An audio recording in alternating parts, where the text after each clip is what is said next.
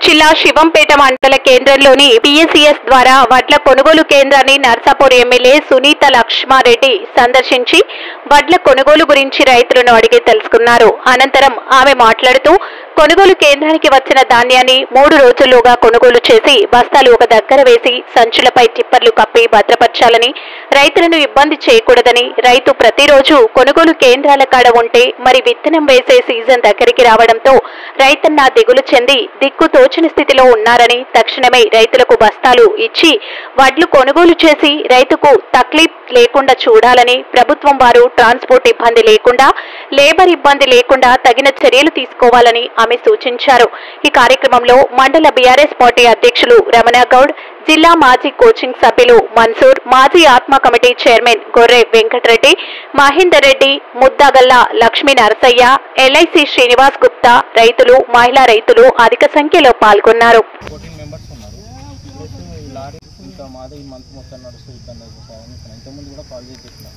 వేరే ఇక్కడ డైవర్ట్ చేయండి అది అని అంటున్నారు సార్. ఇక్కడైతే ట్రాక్టర్లు పెట్టి కూడా మేము డైవర్ట్. ఇప్పుడు మనకి ఎక్కడ ఇచ్చింది? ఏ రైస్ మిల్? అభిలాష్ రెడ్డి. ఒక రైస్ మిల్ కి సంబంధించిన కోటా అయిపోయింది. ఇంకా 2 రైస్ మిల్స్ ఉన్నాయి. ఇప్పుడు ఇవంతా స్టాక్ అయిపోయేటట్టు తొందరగా తీసేసుకుంటే అయిపోతుంది.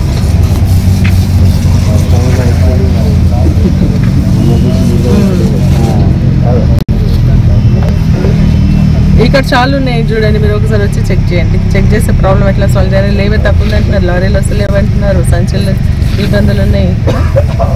ఇవైతే ఇమీడియట్గా జోకేసుకోమనండి. జోకేసి మన సొసైటీ హ్యాండ్ ఓవర్ చేసేసుకుంటే రైతులు ఫ్రీ అయిపోతారు. ఓకే, హెడ్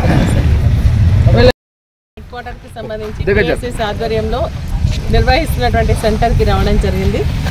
మరి ఈరోజు మనం చూస్తూ ఉంటే ఏంటంటే ఇక్కడ రైతులకు సంబంధించినటువంటి వడ్లన్నీ కూడా మరి రాశులుగా పోషించడం జరిగింది. ఒక్కొక్క రైతు కనీసం మినిమంగా 20 రోజుల నుంచి ఇక్కడ రోజు ఆరబోయడం, తర్వాత కుప్పలు చేసుకోవడం, మళ్ళీ పోవడం, తెల్లారిస్తే మళ్ళీ రావడం, మళ్ళీ ఆరవేసుకోవడం చేయడం జరుగుతుంది. మాయిశ్చర్ వచ్చినా కూడా ఇంకా ఇంతవరకు జోకడం లేదు ఇక్కడ.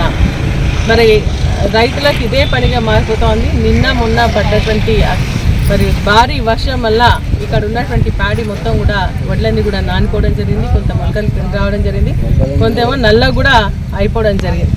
మరి నేను అడుగుతా ఉన్నాను ఏంటంటే, ప్రభుత్వం నేను అన్నీ తీసేసుకుంటున్నా, నేను అన్నీ వేసేస్తున్నా, రైతులకు మొత్తం మేలు చేస్తున్నా అని చెప్తున్నటువంటి ప్రభుత్వానికి ఇవి కనిపిస్తలేవా అని చెప్పేసి అడుగుతా ఉన్నాను. ఇక్కడ ఉన్నటువంటి నాయకులకు ఇవన్నీ కూడా కనిపిస్తలేవా అని చెప్పేసి అడుగుతా ఉన్నాను. నేను ఇక్కడికి వెళ్ళినప్పుడే పాపం రైతులంతా కూడా మరి నేర్పుకుంటూ మళ్ళీ కుప్పలు వస్తు మొగలైనప్పటికీ కుప్పలు పోసుకుంటా ఉన్నారని నేను వెళ్ళిపోవడం జరిగింది. కానీ రాత్రి బాగా భారీ వర్షం పడడం వల్ల ఇప్పుడు చూస్తూ ఉన్నాం ఇక్కడ పెద్ద గుంటల నీళ్లు నిండిపోవడం జరిగింది. మరి నేను ఇప్పుడే డిఎం సివిల్ సప్లైస్తో కూడా మాట్లాడడం జరిగింది. లారీలు ఎందుకు పంపిస్తలేరు? మరి ఇక్కడ ఉన్నటువంటి రైతులకి ఏంటంటే వాళ్ళ టాపర్స్ కూడా మన ఏవైతే ఉంటాయో అవి కూడా సెంటరే సప్లై చేయాలి. వాళ్ళు ఆరబోసుకోవడానికి లేకుంటే సంచులు నింపిన తర్వాత సంచుల పైన కప్పడానికి సెంటర్ ప్రొవైడ్ చేయాలా. కానీ ఇక్కడ మరి దాని అసలు టాపర్స్ అంతా కూడా రైతులే తీసుకొని వచ్చి మరి కిరాయికి రోజుకు 100-20 అట్లా తీసుకొని వచ్చేసి వాళ్ళే పెట్టుకుంటారు. అది కూడా భారం రైతుల పైన పడుతూ ఉంది. నేను చెప్తానని డిమాండ్ చేస్తానని ప్రభుత్వం ఇమీడియట్గా ఈ యొక్క సెంటర్లో ఉన్నటువంటి ఈ సెంటరే కాదు ఏ సెంటర్లో అయినా సరే ఉన్నటువంటి ధాన్యాన్ని ఇమీడియట్గా షిఫ్ట్ చేయండి. లేదంటే సంచులు ఇచ్చేసి మీకు బాధాన్ని వచ్చింది కాబట్టి సంచులు ఇచ్చేసి రైతుల వడ్లన్నీ కూడా మాయిశ్చరైజేషన్ అన్నీ కూడా జోకుకొని మీ దగ్గర పెట్టుకోండి. వర్షం పడ్డా ఏమైనా మొలకలు ఎత్తినా లేకుంటే నానిపోయినా అది సెంటర్ బాధ్యత అయితే రైతులు ఫ్రీ అయిపోతారు. కాబట్టి ఖచ్చితంగా ఆ విధంగా జోక్కోవాలని చెప్పేసి చెప్తా ఉన్నా.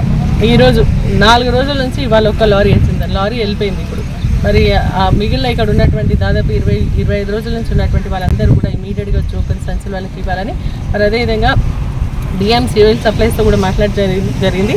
ఇమీడియట్గా మరి లారీలు ఇక్కడికి పంపించేసి ధాన్యాన్ని అంతా కూడా లిఫ్ట్ చేసి పోమని చెప్పి చెప్తాను.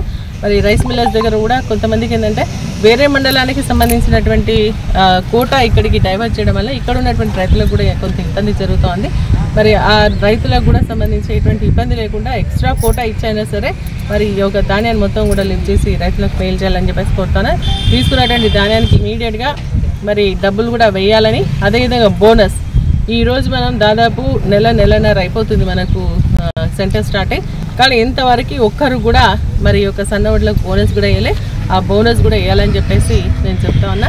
మరి ఇక్కడ దొడ్డోడ్లు అయితే తీసుకోరట కానీ సన్నోడ్లు తీసుకుంటామని చెప్పేసి కూడా కొంతమంది మాట్లాడుతూ ఉన్నారట. ఇది పద్ధతిగా ప్రభుత్వం ఏదైతే మరి ఈ యొక్క సెంటర్స్ మొత్తం అన్ని ఒడ్లకు పెట్టిందో అన్ని ఒడ్లు తీసుకోండి, మరి సన్న ఒడ్లకు మాత్రం బోనస్ ఇవ్వండి అని చెప్పేసి మేము డిమాండ్ చేస్తూ రైతులు యొక్క క్లోజ్ అవుతున్నాయి. ఆ సెంటర్స్లో ఉన్నటువంటి అమాలీలను కూడా ఇక్కడ పిలిపించుకొని మరి ఈ యొక్క ధాన్యాన్ని ఇమ్మీడియట్గా లిఫ్ట్ చేసే విధంగా చర్యలు చేపట్టాలని చెప్పేసి మేము డిమాండ్ చేస్తాం. రైతుల పక్షాన బీఆర్ఎస్ పార్టీ ఎప్పుడు కూడా మరి పోరాటం చేస్తున్నామంటే రైతులకు న్యాయం జరిగే వరకు కూడా రైతుల పాటు ఉంటామని చెప్పేసి కూడా తెలియజేస్తూ జై